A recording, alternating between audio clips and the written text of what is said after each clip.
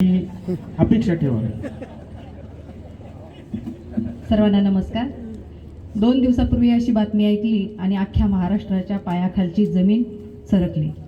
अशी ही वास्तववादी रचना आहे. रचनेचं शीर्षक आहे भोंदू बाबांची भरती पाहिली. भोंदू बाबांची भरती पाहिली. कधी ना कधीतरी भोंदू बाबांची भरती पाहिली. कधी ना कधीतरी भोंदू बाबांची भरती पाहिली. पण सावित्रीच्या लेकींनो, तुम्ही कधी शाण्या होणार ग?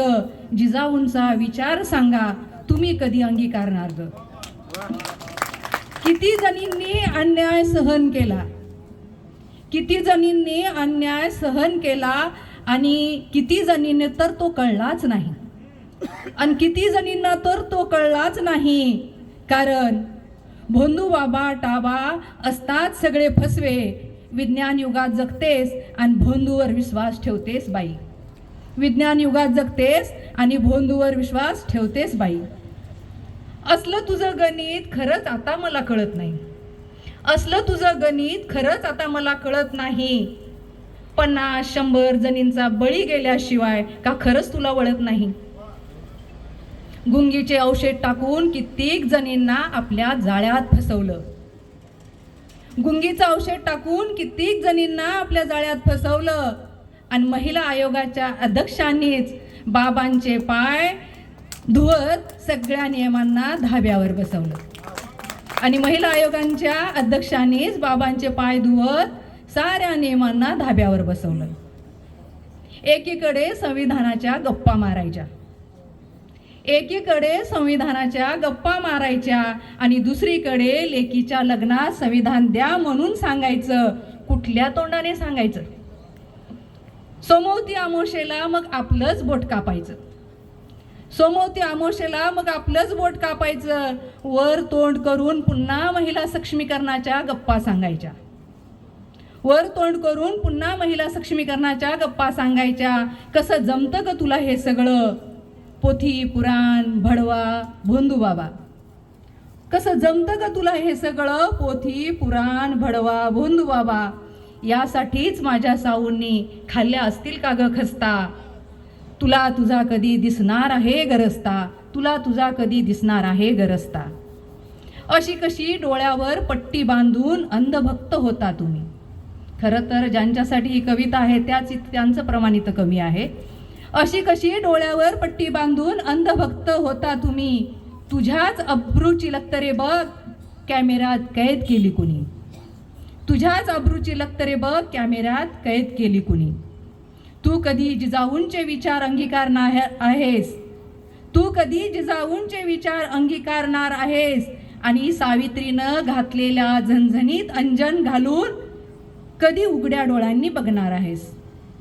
कधी माझ्या अहिल्याचा धाडसी बाणा घेणार आहेस? कधी माझ्या अहिल्याचा धाडसी बाणा घेणार आहेस? कधी माझ्या येसूबाईसारखं तू वागणार आहेस?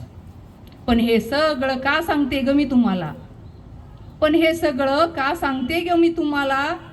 तुमच्या अब्रूची कोण घेणार हमी? तुमच्या अब्रूंची कोण घेणार हमी? तू तर अंधभक्त झाली आहेस ना. आजही बसली आहेस पोथी पुराणात अडकून. आजही बसली आहेस पोथी पुराणात अडकून. तुझ्या डोळ्यावरची पट्टी तू कधी काढणार आहेस? तुझ्या डोळ्यावरची पट्टी तू कधी काढणार आहेस? आज आपण विज्ञानवादी युगात जगतोय. आज आपण विज्ञानवादी युगात जगतोय. हे का विसरत आहेस? कधी चांगली पुस्तकं वाचणार आहेस? पुस्तक वाचल्यानं मस्तक सुधारतं. पुस्तक वाचल्यानं मस्तक सुधारतं आणि सुधारलेलं मस्तक अशा भोंदू बाबा पुढे कधीच नतमस्तक होत नसतं. एकाच ठेस लागली म्हणून दुसरी का होत नाही शहाणी. एकाच ठेस लागली म्हणून दुसरी का होत नाही शहाणी. अशी कशी आहे स्त्री जन्मा ही तुझी कहाणी. एवढ्यासाठीच का माझ्या साऊने शेण दगड धोंडे खाल्ले असतील का? तू विचार करणार आहेस कधी? तू विचार करणार आहेस कधी? धन्यवाद. खूप छान. ज्यासाठी या ग्रंथोत्सवाचं प्रायोजन आहे, ज्यासाठी अनेक सत्रे झाली, ज्यासाठी ग्रंथोत्सव आहे, अगदी तीच रचना ताईंनी सादर केली. आणि म्हणूनच मला सगळ्यांना या कार्यक्रमाच्या शेवटाकडे जाताना म्हणावं असं वाटतं की तुम्ही जो विचार ताई व्यक्त केला त्या विचारावर मात करायची असेल तर त्यासाठी पुस्तक वाचलं पाहिजे. कारण पुस्तकातलं मस्तकातनी मस्तकातलं पुस्तकात येतं, पुस्तकातलं मस्तकातनी मस्तकातलं पुस्तकात येतं. म्हणून पुस्तक वाचलं पाहिजे, पुस्तकातलं काही बाही आपल्या मनात साचलं पाहिजे. पुस्तकातलं मस्तकातनी मस्तकातलं पुस्तकात येतं म्हणून पुस्तक वाचलं पाहिजे, पुस्तकातलं काही बाई आपल्या मनात साचलं पाहिजे. कारण पुस्तकं कधीच बोलत नाहीत खोटं. पुस्तकांमध्ये असतात आपल्याला हवी तशी हव्या त्या प्रदेशातील बेटं, त्या बेटांवर जाऊन राहता आलं पाहिजे, पुस्तकांमधल्या नदी नाल्यांमधून वाहता आलं पाहिजे, त्या बेटांवरती जाऊन राहता आलं पाहिजे, पुस्तकांमधल्या नदी नाल्यांमधून वाहता आलं पाहिजे. पुस्तकं देतात, सुखदुःखामध्ये साथ पुस्तकं देतात, हातामध्ये हात. पुस्तकांमध्ये असते जत्रा, पुस्तकांमध्ये असते जत्रा, पुस्तकांमध्येच असते विचारांची वरात.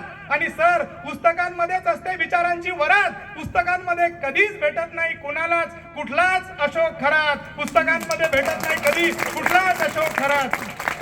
ही सगळी शब्दांची दुनिया हा सगळा शब्दांचा खेळ आहे. ही सगळी शब्दांची दुनिया हा सगळा शब्दांचा खेळ आहे. आज आपल्या सगळ्यांनी पुस्तकांना थँक्यू म्हणण्याची वेळ आहे, पुस्तकांना थँक्यू म्हणण्याची वेळ आहे. धन्यवाद. यानंतर मी